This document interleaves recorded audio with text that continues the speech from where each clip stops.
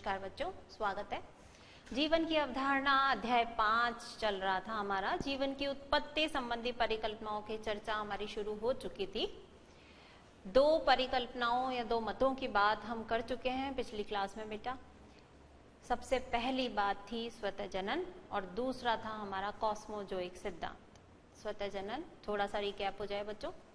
स्वतः जनन हमें बताता है कि जीव अपने आप ही उत्पन्न होते हैं, जबकि दूसरा सिद्धांत कॉस्मोजोइक सिद्धांत हमें ये बताता है कि बाहरी अंतरिक्ष से यानी ब्रह्मांड से पहला जीव सूक्ष्म बीजाणुओं की बौछार के रूप में इस पृथ्वी पर आया। दोनों ही बातों के आगे वैज्ञानिकों ने अपनी बातों को और आगे बढ़ाया। तीसरा मत लेकर वो आए हमारे सामने, जैव जननवाद। किसने दिया?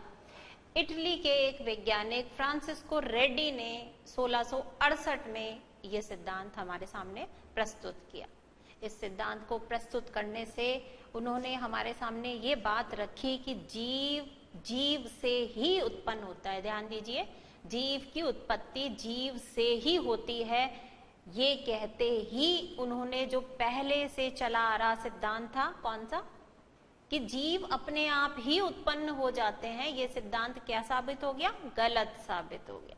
तो बात करते हैं शुरू हम जैव जननवाद। इटली के फ्रांसिस्को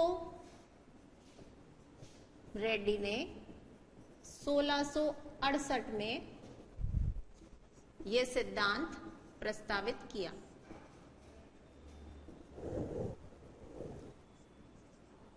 इन्होंने स्वतः जननवाद को गलत सिद्ध किया। इनके अनुसार क्या बात कही इन्होंने हमारे सामने? इन्होंने कहा जीव की उत्पत्ति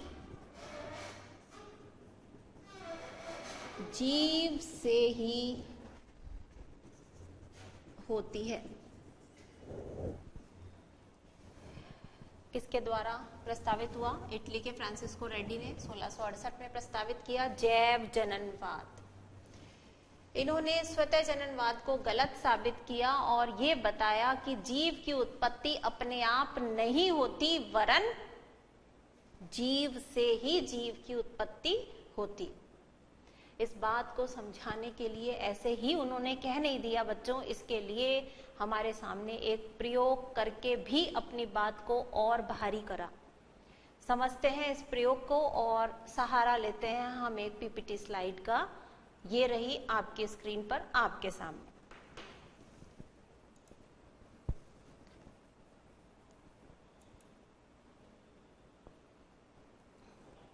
ये सिद्धांत बच्चों कॉस्मोजोइक थ्योरी नहीं है, ये आपका जैव जननवाद है। आप इसका चित्र देखिए जरा। 3 क्या इन्होंने प्रयोग में किया बच्चों? इन्होंने ये बात बताई कि मांस के टुकड़े लिए इन्होंने, सांप और मछली के मांस को पानी में डालकर इन्होंने उबाला। अब क्यों उबाला होगा, आप ये अंदाजा लगाइए इस बात को। बात ये होती है बच्चों, जब भी हम किसी चीज को बॉईल करते हैं, उबालते हैं, इसलिए उबाला जाता है ताकि उसमें मौजूद सूक्ष्म जीवाणु जो भी हैं, कीटाणु, वो सब क्या हो जाएं? नष्ट हो जाएं। यही सोचकर उन्होंने भी इसको क्या किया? मांस के टुकड़े को पानी के साथ उबाला। उबालने से सारे कीटाणु, सारे जीवाणु जो इसमें मौजूद थे वो सब नष्ट हो गए। उसके बाद इन्होंने इन टुकड़ों को लेकर के 3 अलग अलग जार में, आप देखिए जार नंबर 1, जार नंबर 2 और जार नंबर 3, इन तीनों जारों के अंदर इन्होंने, ये हमें नजर आ रहा है, मीट यानी मांस के टुकड़े रख दी। उसके बाद बच्चों उन्होंने क्या किया? जो जार का मुंह था, पहले वाले जार के मुंह को उन्होंने ऐसे के ऐसे ही खुला छोड़ दिया। आइए दूसरे जार पे देखें। दूसरे जार पर इन्होंने क्या किया? इन्होंने एक ऐसा मोटा कपड़ा या जिसे कहें कॉर्क के द्वारा भी हम जिसे ढक सकते हैं उन्होंने लगा दिया। पूरी तरह से वायुरोधी उसे बना दिया, बिल्कुल हवा अंदर नहीं जा सकती थी, कोई जीवाणु अंदर प्रवेश नहीं कर सकता था। तीसरा, उन्होंने ऐसा इस प्रकार से ढका उस जार का मुंह कि एक मलमल का कपड़ा लेकर, पतला कपड़ा लेकर बच्चों उसको बांध दिए। ये कपड़ा थोड़ा झीना होता है, हल्का पतला कपड़ा होता है। ये तो था इनका प्रयोग। अब इन्होंने कुछ समय बाद महसूस क्या किया, उन्हें क्या दिखाई दिया, यानी प्रेक्षण क्या रहे उनके प्रयोग के। तो आप देखिए, हम देखते हैं कि पहला जो जार इन्होंने खुला छोड़ा था उसमें कुछ दिनों बाद ही उन्हें क्या नजर आया, क्योंकि मक्खियां और अन्य सूक्ष्म जीवाणु जो थे वो आसानी से इस जार में आ जा सकते थे। उन्होंने अपने अंडे इसके अंदर दिए, उन अंडों से छोटे छोटे लार्वा जो हैं वो विकसित हो गए। तो उन्हें पहले जार में मक्खियों और अन्य कीटों के लार्वे प्राप्त हुए। दूसरे जार में चूंकि ये पूरी तरह से वायुरोधी बन चुका था, कोई भी सूक्ष्म जीव, मक्खी, अन्य कीट इसमें प्रवेश नहीं पा पाया, इसीलिए उन्होंने देखा कि इस जार में किसी भी प्रकार के लार्वा उन्हें दिखाई नहीं दिए। तीसरे जार की तरफ बढ़ते हैं आगे। जार नंबर 3 में उन्होंने देखा कि मक्खियों ने क्या किया इस मलमल के कपड़े के ऊपर, क्योंकि मक्खियां अंदर प्रवेश नहीं कर पाई, लेकिन वो मलमल के कपड़े पर अंडे उन्होंने दे दिए। अब ये कपड़ा चूंकि पतला था तो इस कपड़े में से कुछ अंडे संयोगवश नीचे गिर गए होंगे, जिससे कि वो अंडे लार्वा में विकसित हो गए। तो तीसरे जार में भी उन्हें कुछ मात्रा में लार्वा प्राप्त हुए। इस प्रेक्षण के बाद वो अपने निष्कर्ष पर पहुंचे और उन्होंने ये अंदाजा लगाया कि अगर जीव स्वतः ही उत्पन्न होते तो हमारे जार नंबर 2 में भी लार्वा हमें प्राप्त हो जाने चाहिए थे, लेकिन ऐसा उन्हें प्राप्त नहीं हुआ। तो उन्होंने स्वतः जनन के सिद्धांत को पूरी तरह से अस्वीकार करते हुए अपना एक सिद्धांत हमारे समक्ष रखा, जैव जननवाद, और उसी के फलस्वरूप जार नंबर 1 और जार नंबर 3 में बच्चों हमें लार्वा प्राप्त हुए, जबकि जार नंबर 2 में नहीं। लौटते हैं अपनी क्लास में। कुछ पॉइंट हम इनके प्रयोग के नोट करना चाहेंगे। फ्रांसिस्को रेडी का प्रयोग क्या था? परीक्षा में हमसे फ्रांसिस्को रेडी का प्रयोग पूछा जाएगा तो हम इस प्रकार पॉइंट वाइज अपने उत्तर को प्रदर्शित कर सकते हैं। प्रयोग आप लिखेंगे, सांप, मछली आदि के मांस के टुकड़े को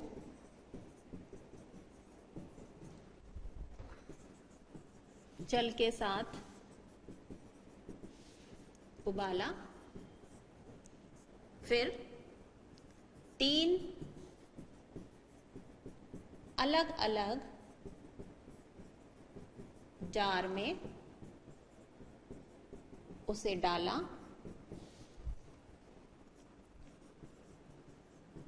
पहले जार की स्थिति देखें। पहले जार को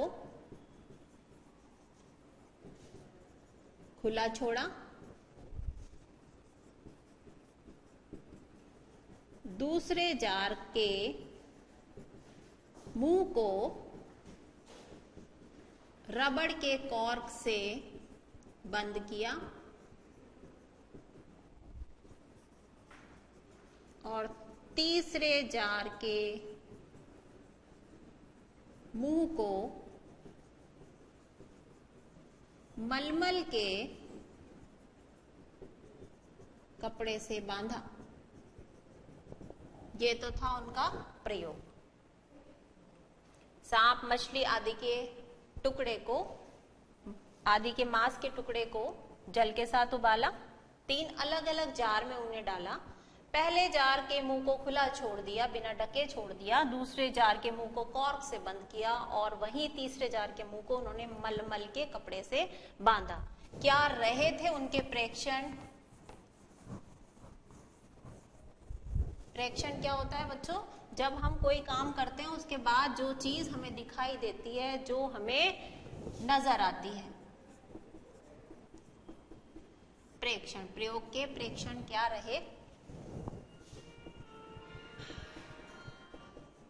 पहले जार में मक्खियों तथा अन्य कीट के लार्वा उत्पन्न हुए। दूसरे जार में कोई लार्वा नहीं पाया गया।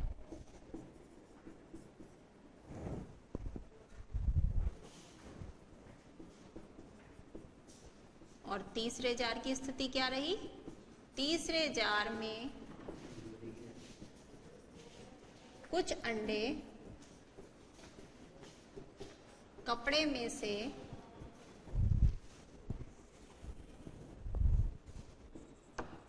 छनकर नीचे आए और लार्वा विकसित हुए।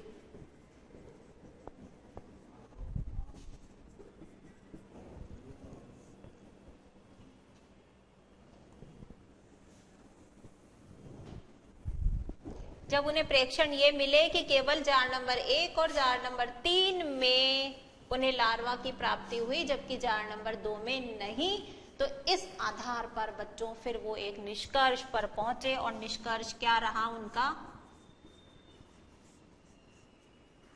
जीवात जीवोत्पत्ति, यानी जीव से ही जीव की उत्पत्ति होती है।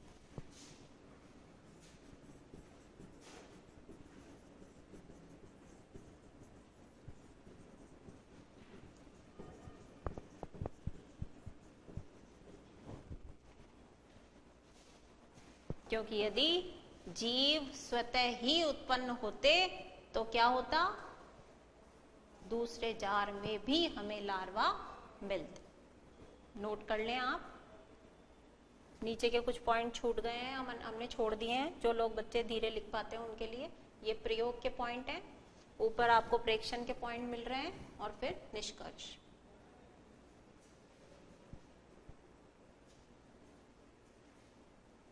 वैज्ञानिक अपना काम जारी रखते हैं। फ्रांसिस्को रेड्डी के बाद अन्य वैज्ञानिक भी अपने प्रयोगों में लगे रहे। एक अन्य वैज्ञानिक आए अपना एक प्रयोग लेकर के, लुई पाश्चर। इसके बाद हम अध्ययन करेंगे लुई पाश्चर के प्रयोग का।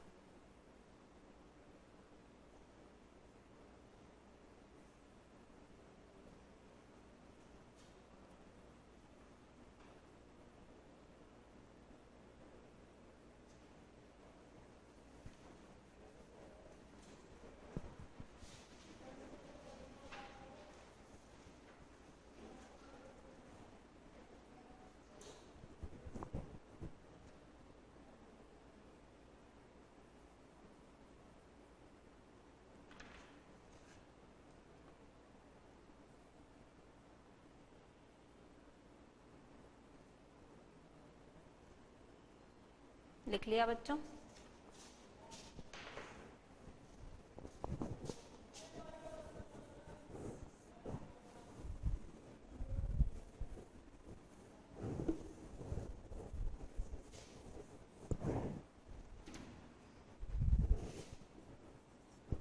इसी में ही जैव जननवाद के अंदर ही हम ले रहे हैं लुई पाश्चर का प्रयोग।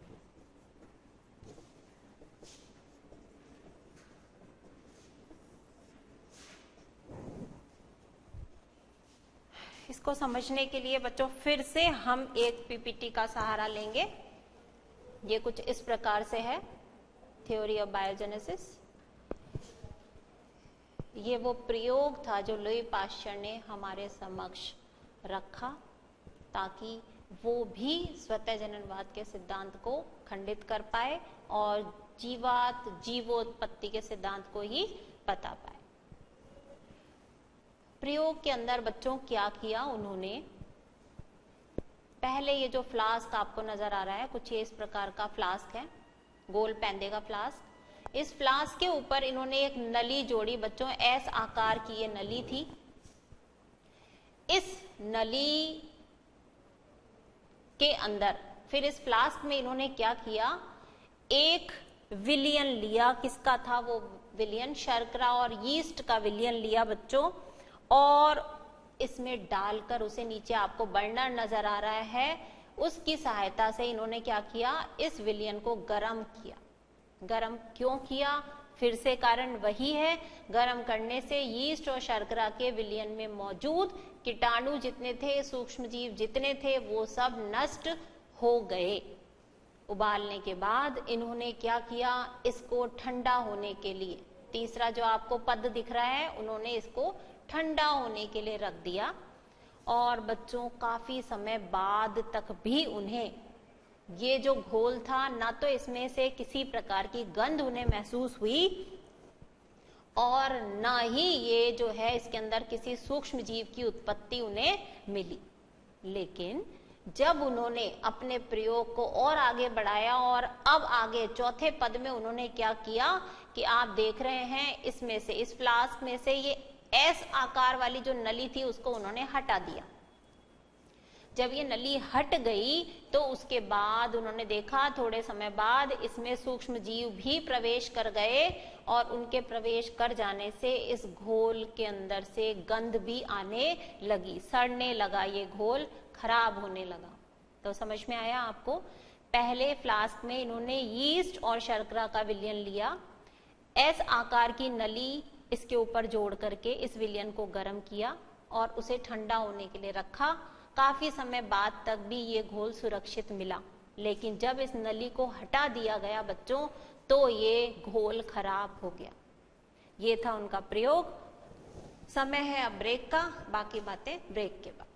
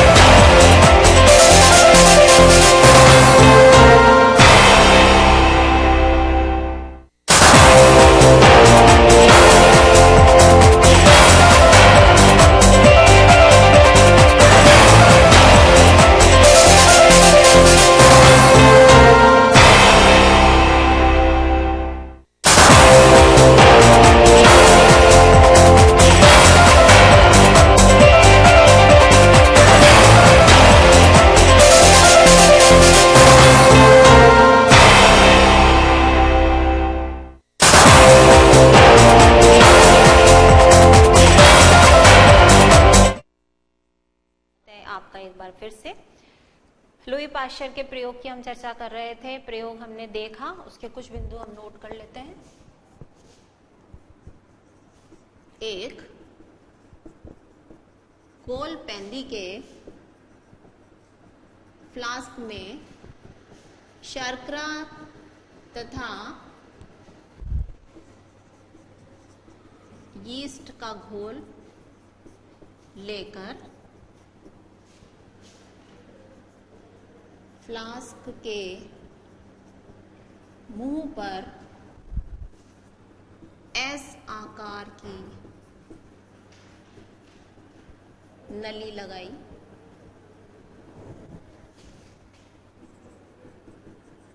घोल को उबालकर ठंडा करने रखा।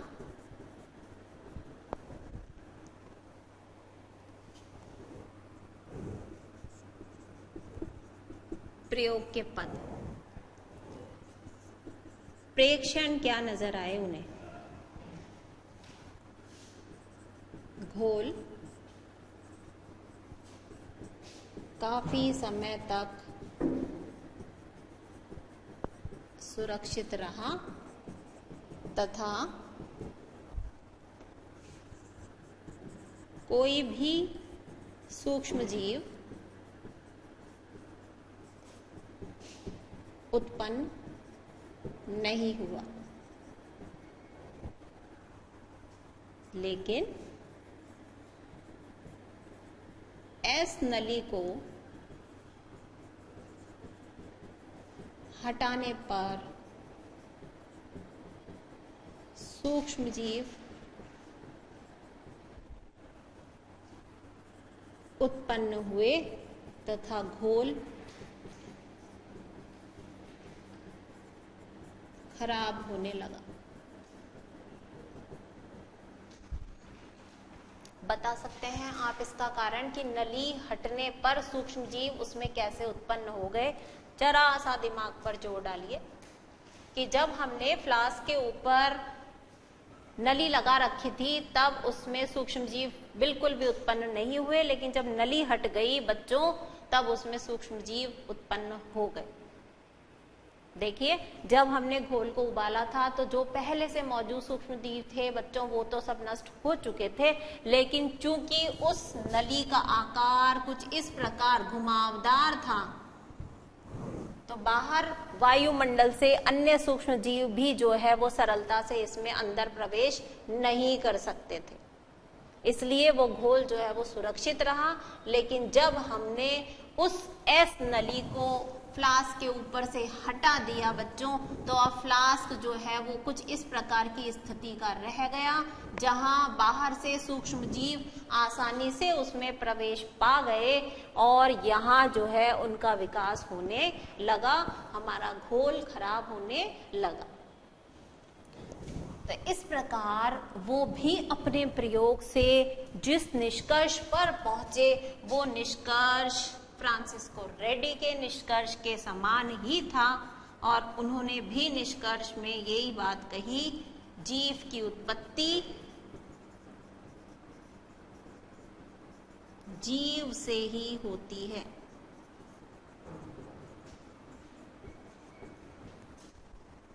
इस प्रकार जैव जननवाद में हमने दो वैज्ञानिकों के प्रयोगों की बात कर ली, लुई पाश्चर का प्रयोग और उससे पहले फ्रांसिस्को रेडी का प्रयोग। दोनों प्रयोग ही ये बात हमें समझाते हैं कि जीव अपने आप उत्पन्न नहीं हो सकते, जीव की उत्पत्ति के लिए जीव की उपस्थिति बहुत आवश्यक है।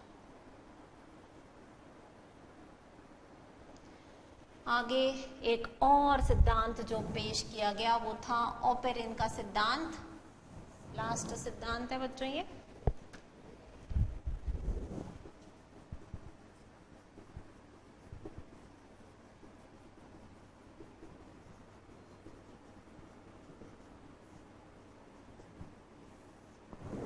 लिख लें आप फटाफट से, ये आगे चलेंगे हम।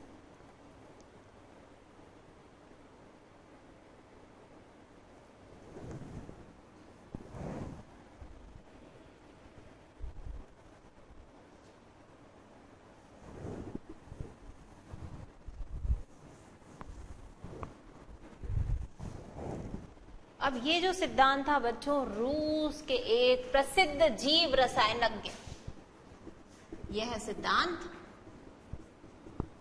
रूस के प्रसिद्ध जीव रसायनज्ञ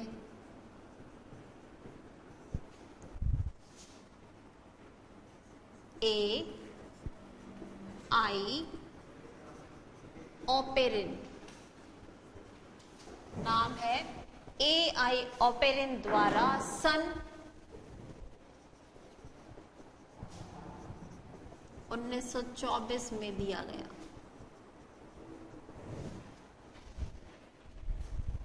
लिख लिया होगा बच्चों आपने।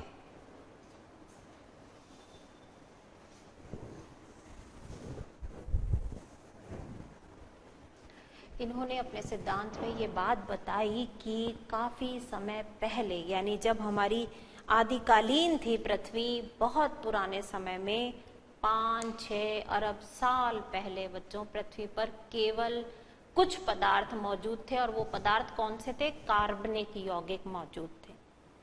वो कार्बनिक यौगिक भी किस अवस्था में थे? समुद्री जल में घुलनशील अवस्था में थे।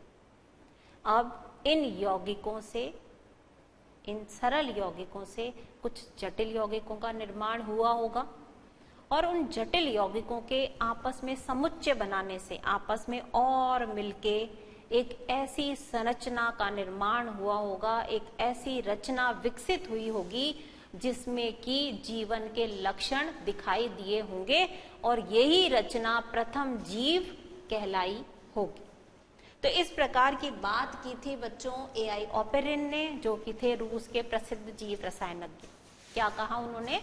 उन्होंने कहा कि सबसे पहले हमारी पृथ्वी पर केवल कार्बनिक यौगिक विद्यमान थे, जो कि समुद्री जल में उपस्थित थे, और उन यौगिकों से जटिल जीव बने, जटिल यौगिक बने, और जटिल यौगिक जब और इकट्ठे हुए तो एक जीव विकसित हुआ, जिस जीव में जीवन के लक्षण दिखाई दिए होंगे।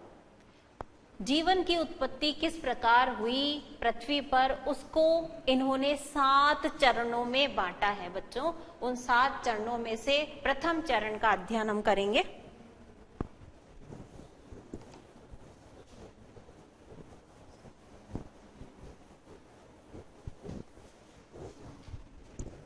क्या बात उन्होंने मोटी मोटी बताई थी?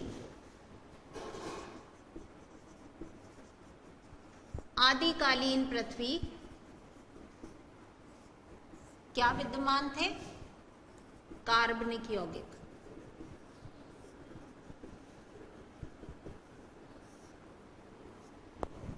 किस रूप में थे? घुलनशील रूप में, और इनसे फिर सरल यौगिक, सरल यौगिक से फिर जटिल यौगिक, जटिल यौगिकों के समुच्चय से किसका निर्माण हुआ? प्रथम जीव का निर्माण हुआ।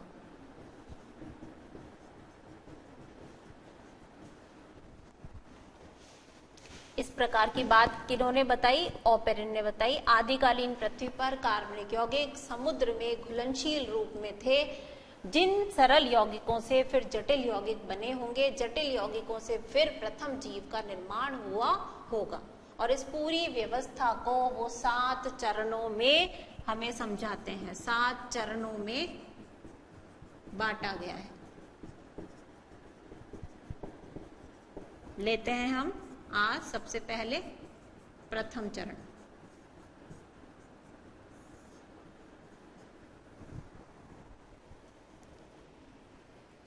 वैज्ञानिक मानते हैं कि हमारी पृथ्वी की आयु करीबन 5 से 6 अरब साल है। और इस पृथ्वी का निर्माण कैसे हुआ? गर्म कॉस्मिक धूल और गैसों के पिंड से हुआ। ये पिंड कई टुकड़ों में विभाजित हो गया, और उन टुकड़ों से फिर बच्चों ग्रहों का निर्माण हुआ, और उन ग्रहों में से पृथ्वी भी एक हमारा ग्रह थी। तो गर्म कॉस्मिक धूल और गैसों के पिंड से फिर हमारी पृथ्वी बनी। शुरुआत में पृथ्वी का तापमान इतना अधिक था कि किसी भी जीव वनस्पति की भी कल्पना जो है वो नहीं की जा सकती थी। करीबन 5000 से 6000 डिग्री सेंटीग्रेड उसका तापमान था।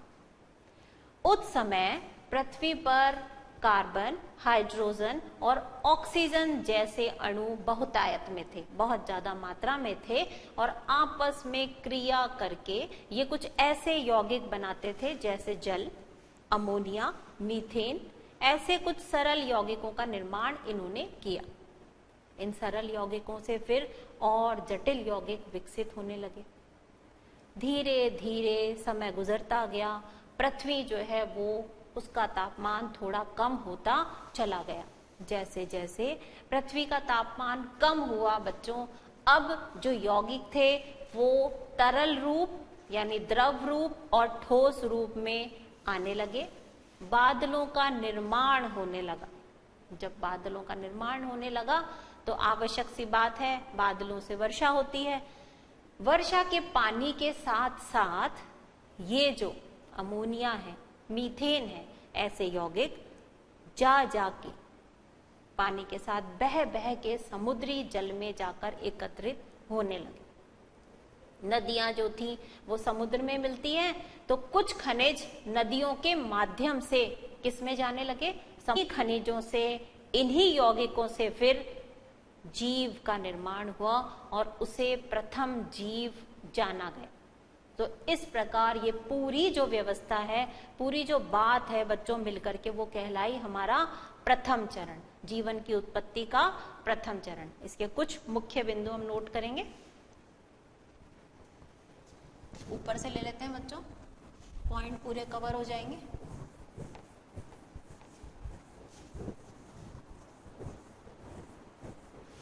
एक एक करके हमें इन 7 चरणों का अध्ययन करना है।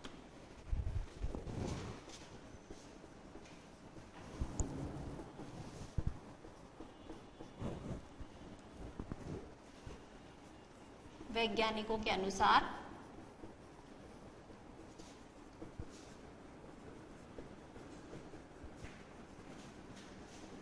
पृथ्वी की आयु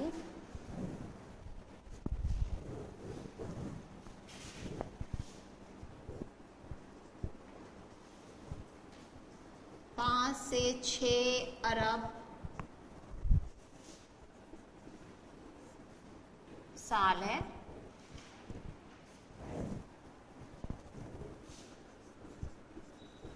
पृथ्वी का निर्माण गर्म कॉस्मिक धूल व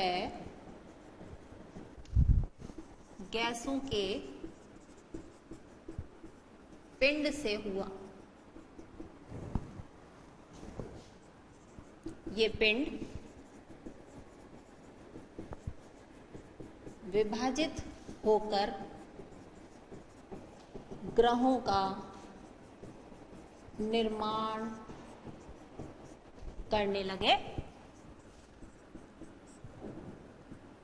पृथ्वी भी उन्हीं ग्रहों में से एक थी। उस समय पृथ्वी का तापमान 5000 से 6000 डिग्री सेंटीग्रेड था।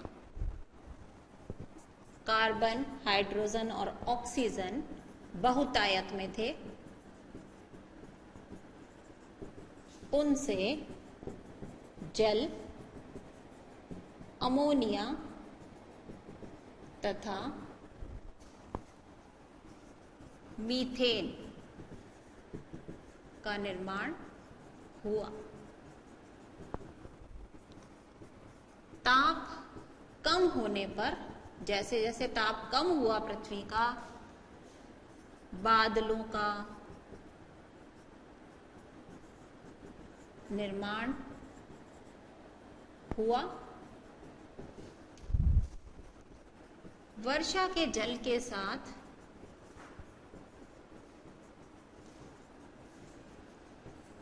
अमोनिया तथा मीथेन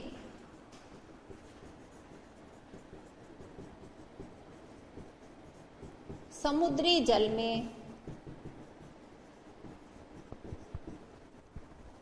एकत्रित होने लगे। कुछ खनिज नदियों द्वारा समुद्र में पहुंचे